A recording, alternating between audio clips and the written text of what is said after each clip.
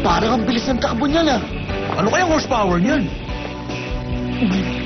Ayan ba? Ako ang nag-design ng mga yan. Oo talaga? Mabilis ba ang takbo nila? Siyempre naman. Ha? Sukat na sukat ang hugis at kulay nito nung dinisign ko. Kaya tignan nyo, ang ganda ng pagkakagawa, hindi ba? Ibig sabihin sa iyo, mga kotse na yan? Oo naman. Mamang Pulis! Tama ka, napakaganda ng mga sasakyang ito. Kaya nasisiguro kong mula sa nakaw ang mga kotseng to, tama ba? Hindi. Ang totoo niyan, radio control sila, hindi yan tunay. Radio control? Hindi tunay ang mga to? Hindi tunay pero kasya dito ang 2 tao At dahil doon, hindi sila naiiba sa totoong sasakyan. Oo, parang ganun nga. Pero, sale lang yan. Pero kahit sale yan, isa pa rin yung napakagandang radio-controlled car. Maniwala kayo. Sigurado ka? Napapagalaw yan gamit ang boses. Boses? Pag sinenyasan kita, alam mo na ang gagawin mo, Okay. Engine start! Aba, ibang klase yan Siyempre naman, 21st century na ngayon Full speed! Stop! Kapag sinabi mong stop, hihinto siya kagad. Number 1 pa rin ang kaligtasan. Kaya lang ang kaso Okay, drift turn! Oh, sayaw!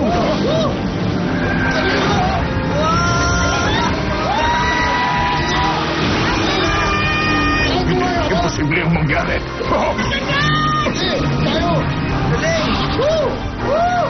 Pasensya na hindi ko na ulit sila patatakbuhin sa kalsada.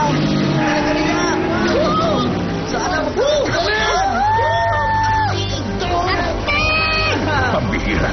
Mas lalo na yatang nagiging komplikado ang mga laruan ngayon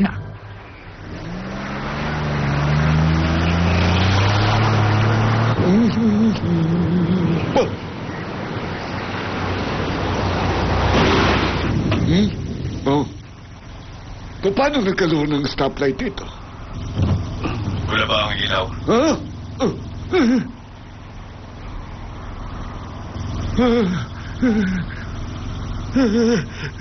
Anong problema? Ikaw na. Dumaan ka na. Ako, multo! May multo dito!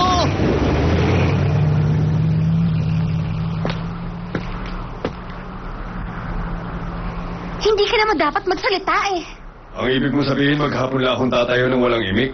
Ganun na nga. Kailangan mo gawin yan para walang maghinala sa'yo. Naghinala na nga yung lalaki na multo ako Pambihira naman kayo Ano bang iniisip nyo nung ibigay ko sa inyong trabahong to? Sinabihan ko na kasi si Bud Ang sabi ko sa kanya, unrealistic kapag submarine. Submarine? Naisip ko kasi, hindi kami makikita pag nasa tubig. Kaya lang, Kaya lang ano? mas exciting kapag iibabaw din kami. Ay, Kaya natin ginagawa to para ilihim ang totoo. Pero nabigo kang gawin yon. Hindi ka kasi nag-iisip. Ayos ka rin Paano mo nasasabi yan?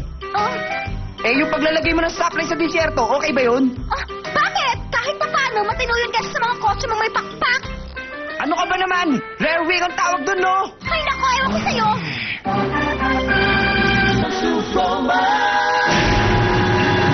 Gumawa ng plano kung paano mapipigilan ng Grand Black Hole. Supreme Commander Optimus Prime, kumpleto na ang mga paghahanda para sa operasyon. Pag binawasan yung reverberation ng dimensional oscillators, sa tingin ko mapapaliit nun ang black hole. Gaano ka ba kasigurado dyan? Mga 60% Supreme Commander. Ang kaso lang dahil sa masyado na matagalan, sa ngayon napakarami ng energy ang nahigop ng black hole. Kaya hindi ko ito magagarantihan.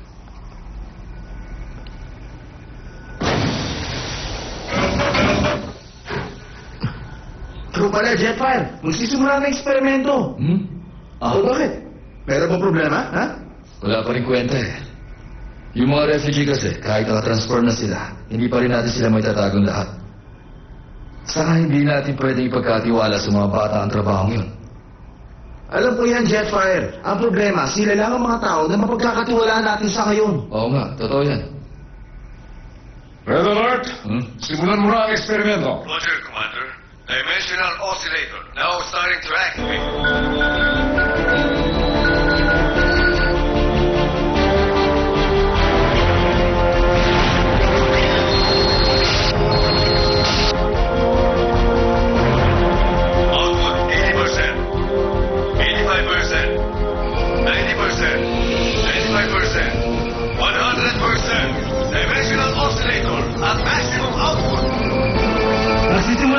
Navigate ang Grand Black Hole, Supreme Commander Optimus Prime.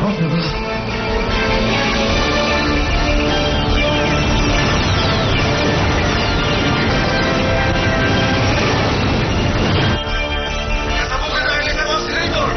Ano? Output, 120%. Ang kwenta, ayaw kumana. Hindi pa rin bumababa ang energy ng Grand Black Hole.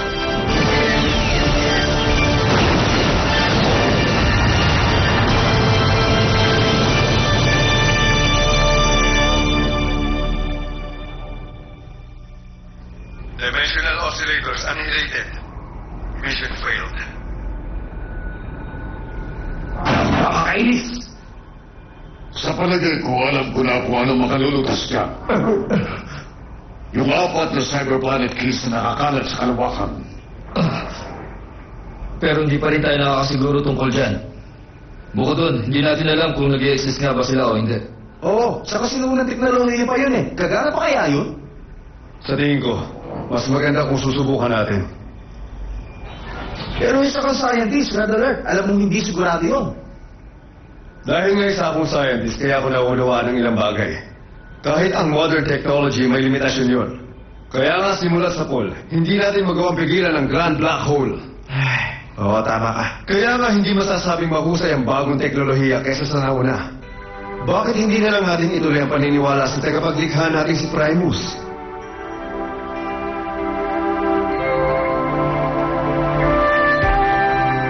O sige, ipunin natin ang Cybertron troops at hahanapin natin ang Cyberplanet keys, pati na rin ang square chip na narito sa Earth. Ang misyon na yun ang prioridad natin ngayon.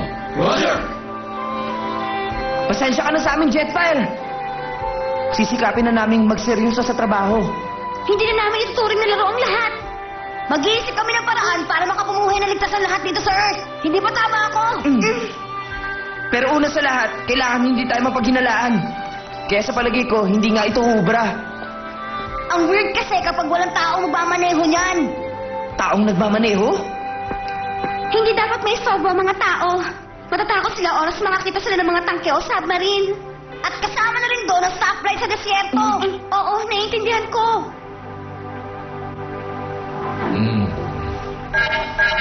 Jetfire! Ano yun? Halika dito sandali. Importante lang. Ano yun, Scattershot? Gumawa kasi ng emergency transmission ng Air Force. Kasalukuyan nasa 30,000 feet altitude ang isang hindi kilalang eroplano. Inuutusan ng unang Air Force na pigilan ang sasakyan. DEFCON 2! Intercept the possible enemy Alpha 1! Alpha 2 is scramble! Isang unidentified jet? Kung hindi yung jet dito sa Earth. Scattershot, kaya mo ba yung i-identify? Sige, sandali lang. Kumpirmado na, hindi nga yung isa sasakyan dito sa Earth. Alam ko na, si Thundercracker! Sabi na nga ba eh. Si Thundercracker! Teka nga muna, nasaan nga pala si Master Megatron? Pambihira talaga yun, oh. Ang sakit niya sa ulo! Hindi talaga siya sumasagot. Lapitan na natin. Roger! Oo, ano yun? Ano yun? Ha, kasama yung mga taga-Earth na to. Sige, maglaro muna tayo sandali. Stop approach! Straight! O sige, papuntahan niyo ako. Ang lakas ng loob niya. Siyempre, hindi ako kaya niyo. Teka, ano yun? Itigil mo yan. Pabayaan mo mga taga-Earth. Anong sabi mo? Hindi ko mapapatawad ang sino man manggugulo sa mga tao. Hindi na mo yung katatakas mo! No! Ano ba? Nagpapakamatay ka? Hindi dapat nag-aaway ang mga tao at ang mga Transformer. Ganun ah! Yung jet na yun, tinutulungan niya tayo. Hoy, sumagot ka kung nakakarinig ka. Jetfire!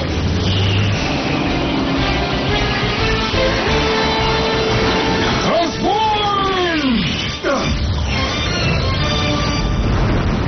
Jetfire! Mabuti nga, pakialamero. Oh?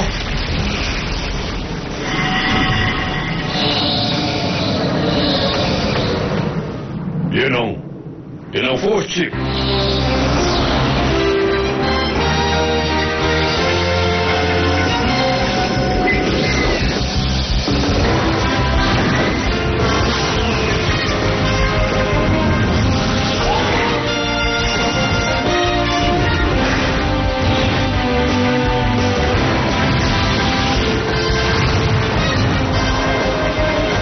kapangyarihan ko.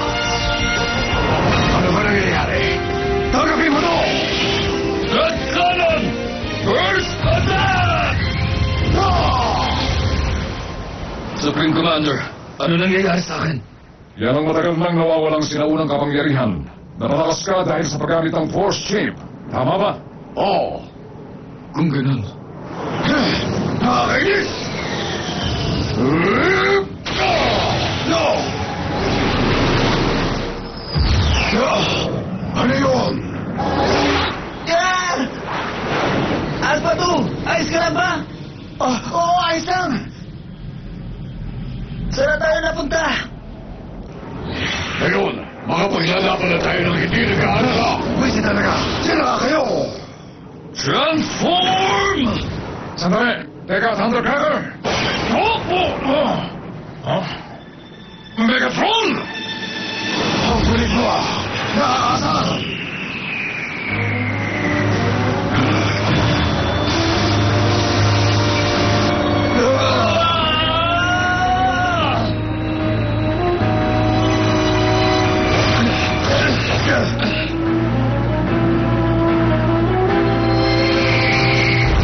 Huwag ka na tumakbo! Sumuko ka na, Thundercracker! Tumahimik ka! Dudurugin kita ngayon! Transform! No! Bakit palagi nangyayari sa akin to? Nagawa ko! Oh!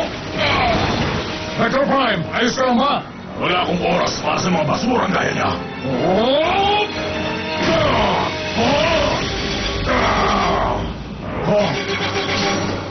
Huwag kang gagalaw. Ibigay mo na sa amin ang mapa, Megatron. Sabi ko, ibigay mo na sa amin ang mapa! Aba, teka, ang akala ko hindi kayo naniniwalang meron ng Cyber Planet Keys. Oo, hindi kami naniniwala dati. Pero ngayon, naniniwala na kami. Eh, ano ngayon? Iniisip niyo ba na ibibigay namin kaagad ang mapa? Ibigay nyo na! Para masagip namin ang galaxy ito mula sa Grand Black Hole. Nagbabaliw ka na. Ano? Aangkinin ko ang kapangyarihan ni Primus. Pag nangyari yun, magiging kasing lakas ko na ang isang Diyos. Luluhod sa akin ang buong galaxy na to at sisiguraduhin ko yun. Napakasama mo. Hindi ako makapapayag na makuha mo ang Cyber Planet Keys. Optimus Prime! Super Mode!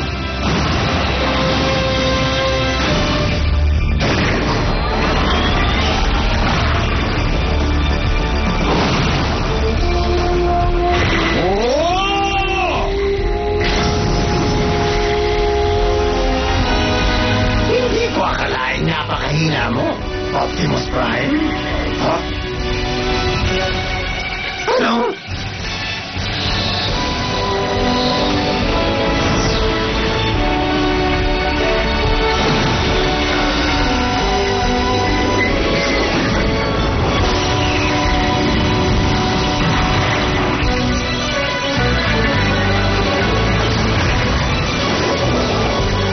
Galaxy Cannon!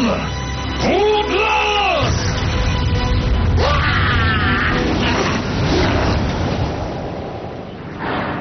Yun ang kagustuhan ni Primus. Ano? Kagustuhan ni Primus na gamitin ang kapangyarihang ito para mailigtas ang galaxy. Kaya ibigay mo ng mapa ang Megatron! Ano nangyayari? Bakit ganito? Ano ba to? Supreme Commander Optimus Prime!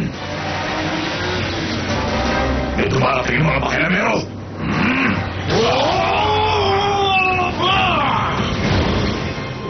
Master Megatron! Ayos lang ako. Magaling ka, Starscream. Kailangan maunahan natin sila makuha ang mga Cyber Planet Keys. Anong ibig mo sabihin? May natagpuan kang planeta na may Cyber Planet Keys? Ganun nga. Kung gusto mong iligtas ang kalawakan, sige gawin mo. Pero wala ka na magagawa tungkol sa Cyber Planet Keys. Oh. Hanggang sa muli! Sige, Optimus Prime! Tanggap ko ang pagkatalo ko sa'yo ngayon!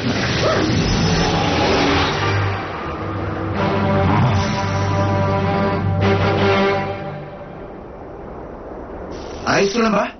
Oh, huwag kang mag-alala. Ikaw, Supreme Commander. Ayos lang ako, Jetfire. Na-scan ko na ang location ng unang Cyber Planet Key. Vector Prime, posible ba natin makita yon kahit walang mapa? Oh, oras na mapag-aralan ko ng mabuti ang pattern ng Atlantis. Baka sakali.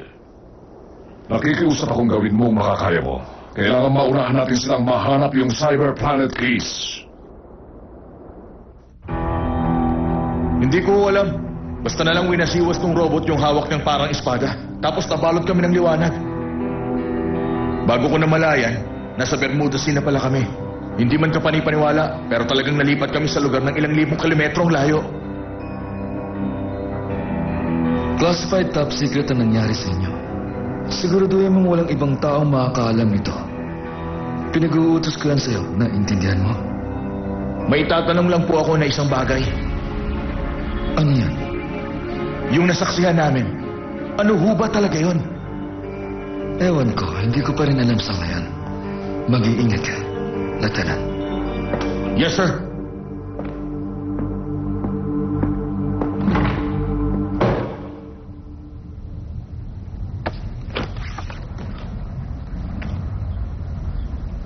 Nakarating na pala sila sa Bermuda.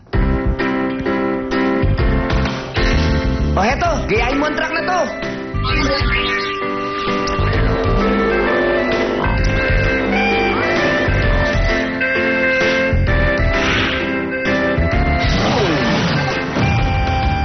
Aba, Kobe, ayos yan ah! Perfect, di ba? Sandali lang, meron pa yung driver information. Ibang klase ka talaga. Oo nga, magaling ka talaga, Kobe. Ito! Ito! Ito! Ito! Sandali lang! Sineseryoso mo ba talaga to? Tingnan mo! Oh. Tiyan! O ano? Hindi naman halatay, di ba? Aha! Ang ibig mong sabihin yan na yon? Aba, maganda yan ah. Oh, ngayon makapamasyal na rin sila sa lungsod, hindi ba? At ngayon, ituturo ko sa inyo ang ilang basic traffic rules. Sa Earth na kayo nakatira, kaya kailangan sumunod sa mga batas. Ano to? Go! Eh ito? Stop! Hindi ko kayo marinig. Sa tingin ko nakatagpo tayo ng mabubuting kaibigan. Oo, tama ka, Supreme Commander.